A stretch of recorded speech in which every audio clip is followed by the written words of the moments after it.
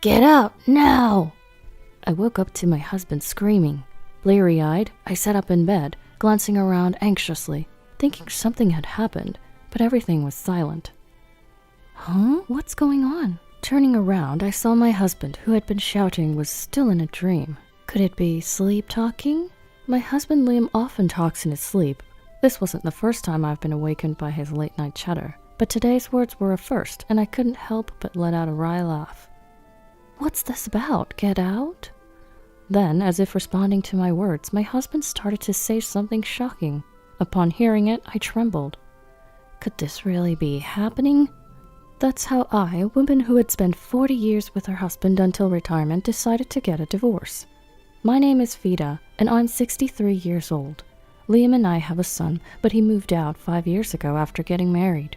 We finished raising our child without any major incidents, and despite some ups and downs, I thought we were getting along pretty well as a couple. My husband is supposed to retire next month on his birthday. Back when we were in our 50s, we'd laugh and say things like, after retirement, let's move to a rural area in the mountains and try farming. We could ski all winter. Or, it'd be nice to travel around the US in a camper van.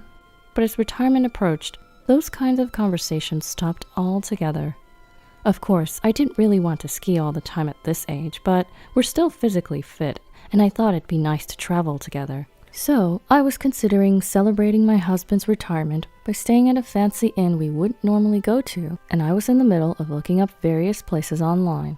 But then, get out, now! The words he said in response to my comments after that sleep talk were unbelievable. Emberlyn, my wife, has found out about the affair. It'll be bad if she comes. My soundly sleeping husband was gripping the blanket, groaning and moving his head. Emberlyn? The moment I heard that name, I started shaking with anger. If things go on like this, our plan will be ruined. His sleep talk continued. Is that so? Then I'll really ruin that plan for you. I'd been with him for 40 years, and I thought we were about to start a peaceful new chapter of our lives, but from that day on, I found myself heading in a direction I'd never thought of before: divorce. The next morning, my husband woke up at his usual time and was eating the breakfast I'd prepared for him as if nothing was amiss. You were talking in your sleep more than usual last night. Really, I've been busy with work handovers and such. Maybe I'm stressed. You have to take care of your health to do a good job until the end. Yeah. He seemed to have no recollection of last night. I deliberately spoke to him in a softer tone than usual, and unlike normal, I saw him off at the front door as he left for work. It's unusual for you to see me off. Well, your retirement is coming up soon, so every now and then. Right. I'm off then. I'll be working late today, but I'll be back by the last train. Then you won't need dinner. Yeah. My husband slammed the door shut. I locked the door from the inside and waited a while, making sure his footsteps were fading away. I wonder if he's really working overtime. Now I've got to hurry. I began searching the house for evidence of his affair. When I checked each pocket of my husband's suits in the closet, I found a crumpled piece of paper. I found it, just as I thought. It was clearly a suspicious hotel receipt. He probably paid in cash to avoid leaving a record with a card payment, but it's pointless if he doesn't dispose of it. There were several similar receipts, and the most recent one was dated 2 days ago. He said he was working overtime the day before yesterday, and he didn't come home until midnight. Since hearing his sleep talk last night, I was prepared for the infidelity, but when the evidence actually surfaced, I found myself crying without realizing it, shaken by the reality. Why, you said you'd broken up. I believed that. The truth is, my husband had cheated once before, 10 years ago. I'm sorry, it was just a momentary lapse of judgment. Madam, we will never meet again. Please forgive us. When their affair was exposed, they apologized, prostrating themselves. Emberlyn, the woman he was cheating with, was a decade younger and a subordinate at work. Apparently, my husband had started to sympathize with Emberlyn, who was struggling with a divorce and raising a child, and while he was consulting with her, they somehow ended up in such a relationship. The affair came to light when my sister happened to see the two of them arm in arm, disappearing into a hotel district. Soon after, I heard that Emberlyn had quit her job and returned to the countryside, so I believed that their relationship had ended. Of course, there was a lingering resentment deep in my heart. However, at that time, our son, a senior in college, was job hunting, and I was worried that our divorce might affect him, so I endured it. There was also a part of me that was completely reassured that this man, who had been with me all this time, couldn't seriously abandon me. And I kept telling myself that we could start over from now on. So, you've been deceiving me for 10 years since then? My hand clutching the hotel receipt trembled violently. I will never forgive this. It's not just a divorce. Remember that. When I searched through his bag and drawers, I found brochures of inns I'd never been to and aquarium tickets, but they didn't prove that Emberlyn was the other woman. Oh, right. I pulled out a laptop that had been stored away in the closet. It was something my husband had bought a few years ago with the intention of starting a side business. However, after a while, he only played games on it, and once he realized that he could do that just fine on his phone, he stopped using it altogether. I'd borrowed it a few times, so I knew the password. As expected, the computer started up easily, and I opened up my husband's emails. Because he uses a free email service and had it set up so that he could check his emails from both his phone and his computer, I figured I could still see the contents of their exchanges, even though he doesn't use the computer anymore. Once I retire, I'll leave my wife and we can live together. Shockingly, that was what was indeed written in the emails he had sent.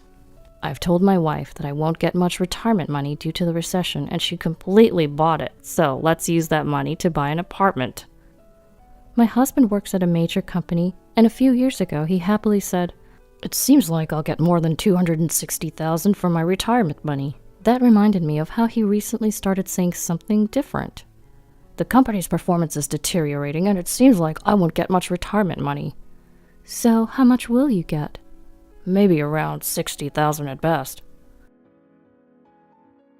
It wasn't his fault the company was doing poorly, and when he told me this with a dejected look on his face, I couldn't say anything more at the time. We have some savings, and adding our 2 pensions together, wouldn't we be able to manage somehow? Ever since that day, I spent my days looking at the household accounts and punching numbers into a calculator. After my husband's retirement, we planned to go to the movies and eat out once a month, take a few trips a year, and so on. If we pared back our envisioned post-retirement life a bit, well, quite a bit, we'd probably be able to manage. I'll try to get more hours at my part-time job. I feel bad, but I guess my husband will have to work part-time while he's still healthy. What was all that worrying for? Does your wife really have no idea about us? Even if she finds out, she'll forgive me if I apologize. It was the same 10 years ago. She believes we completely broke up then, so it's fine. Ha ha ha ha. The email was filled with words that seemed to mock me. I'll get $260,000 as retirement money, but I told my wife I'd only get $60,000. So when we divorce, I'll just give her half of that, $30,000. $30,000 should be more than enough for your wife.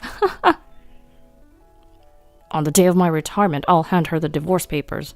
Then we can start our new life in the apartment we bought yesterday. Seeing a heart symbol in the email of my soon-to-be 65-year-old husband made me feel sick. An apartment they bought yesterday? When I checked my husband's bank account online, I saw a transfer of $50,000 to a real estate agent the day before the email was sent. And there was hardly any money left. An already completed love nest? I'm astounded. My anger gradually turned into emptiness, and my mind began to clear. I'll grant your wish and divorce you, and I'll do it in a way that benefits me as much as possible. I continued to use the internet to search various things about divorce. Ah, I see. I can also get consolation money from the mistress. It seemed that the affair from 10 years ago was past its statute of limitations, but if it had continued since then, that's a different story. Come to think of it, I have it. I rummaged through the closet and pulled out the diary I had written 10 years ago. I turned the pages and found a piece of paper I had inserted at the date when the affair was exposed. Just as I thought. After glancing through the contents and grinning, I immediately called the law firm I had been researching online. I was determined to accomplish everything without him noticing by his birthday, which is also his retirement date. A few days later, my husband came home unusually early and looked around the room. It seems like a lot of stuff is missing lately. I've been throwing out things we don't need. It's quite the trend now. I had already decided where to move after the divorce and had been gradually moving my stuff. I was inwardly panicked, thinking he might have noticed, but my husband, who seemed to have lost interest in me, didn't seem to understand anything. Hey, my mother wants to rebuild her house, so I've decided to help her with our savings. What? Of course, I've given all my savings to my mother. It can't be helped if it's still not enough. But we have our future life to consider too. You're working part-time, so it should be fine. But then we'll have almost no savings left. It's okay, we'll get $60,000 as retirement money. He's probably trying to decrease our shared property to minimize the amount he has to give me. But I never thought he would resort to such a petty tactic. Well, I was planning to take you to a fancy hot spring inn to celebrate your retirement. Huh? I don't need that. Why not?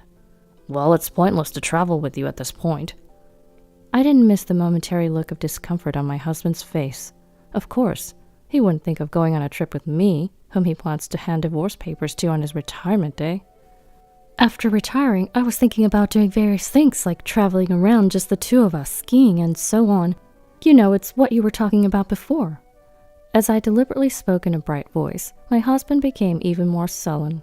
What can you do? Are you saying we should live in luxury while my mother has to endure hardship? That's not what I'm saying. I just wanted to enjoy a peaceful time together after your retirement. My husband grimaced and fell silent. Up until recently, I was serious about that. But guess what? I don't want to go with you anymore either. Too bad. I bitterly muttered to myself inside my heart. Then came my husband's retirement day. I prepared a feast on the table and set off a cracker as soon as my husband walked into the room. In contrast to my beaming smile, my husband had a cold, mask-like expression on his face. Congratulations on your retirement. Let's get divorced. What? You're kidding. Having simulated this moment over and over in my head, I dramatically feigned shock and began to sob like an actress. I'm sorry, I'll give you half of the $60,000 retirement allowance as a property settlement, so please forgive me. We don't have any other shared property. No, I don't want a divorce. I'm sorry. With that, my husband left the house. All that was left was a divorce paper with my husband's name already filled in. Well then, on to the next plan. As I promptly filled in my name on the divorce paper, I raised a toast and ate the feast alone. The next day, I was standing in front of a luxury apartment that my husband had reportedly bought with another woman.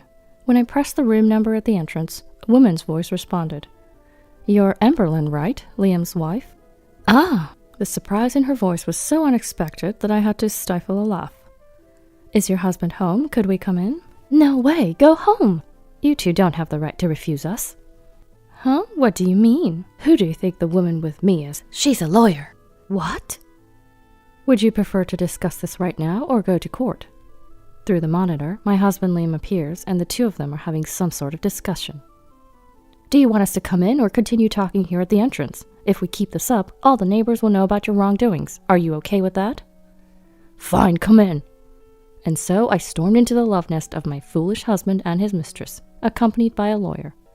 Once inside, my husband bombarded me with questions like, how did you find out? And, how did you investigate this place? But I ignored them all. Then, the lawyer next to me presented a divorce agreement to the two of them. Property division, $195,000. Consolation money, $195,000. A total of $390,000. What the hell is this? Seeing the contents, Liam and Emberlyn were left with their mouths agape. There's no way we have that much money. Why not? Retirement payment of $260,000, $80,000 given to your mom, and $50,000 for the down payment on this apartment. If you add it all up, it's exactly $390,000. Please pay promptly. I told you my company's retirement payment was only $60,000. It's too bad you tried to trick me. The lawyer has already contacted the company and investigated. All of this is shared marital property. The lawyer next to me nodded in agreement. Emberlyn, we're also asking you for $50,000 in consolation money. I don't have money either. If you don't have money, you can't pay. Please forgive me, I'm begging you. Suddenly, my husband knelt down in apology, and Emberlyn did the same next to him. Do you think if you apologize to me, I'll forgive you that easily? Don't underestimate me. What do you think I've been doing for the past 40 years supporting you? The two of them, who had been looking down, hesitantly looked up at my unexpected ferocity. Do you want to sign the divorce agreement here and now, or do you want to go to a court case you have no chance of winning? I'll let you choose. Going to court would be a hassle. It would take both time and money, but this consolation payment is outrageous. That's right, it's absurd. Oh, have you forgotten? I pulled out a sheet of paper from my bag. Pledge. We will never meet again. If we break this promise, we will accept any demands. It was that one piece of paper that had been tucked into my diary from 10 years ago.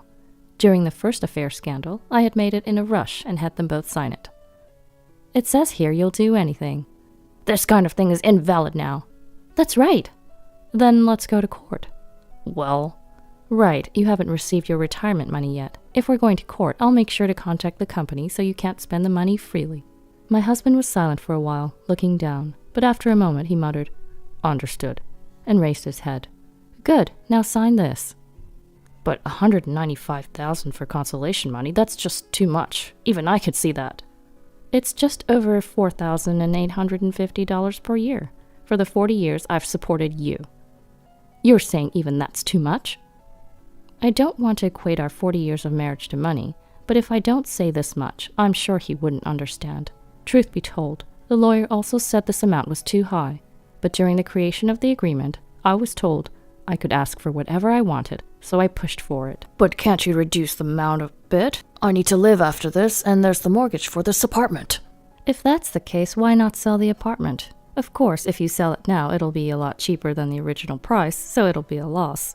That's what I'm saying, so understand, please. Don't start acting sweet now. The only thing I understand is that you two will live a miserable life because you'll have no money.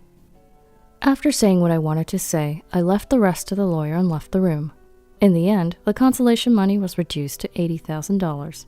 Still, they couldn't afford the mortgage and had to put the apartment up for sale, but they couldn't get the price they wanted and ended up in heavy debt. My ex-husband had no choice but to start working day labor jobs, and Emberlyn started working at a bar. Even then, they didn't have enough money to live and were constantly fighting. I never thought I would start living alone at this age, but being able to use my time freely now is very comfortable. Lately, I've been into traveling all over the place by myself, and I'm planning to go abroad in the future. There's still plenty of life left to enjoy.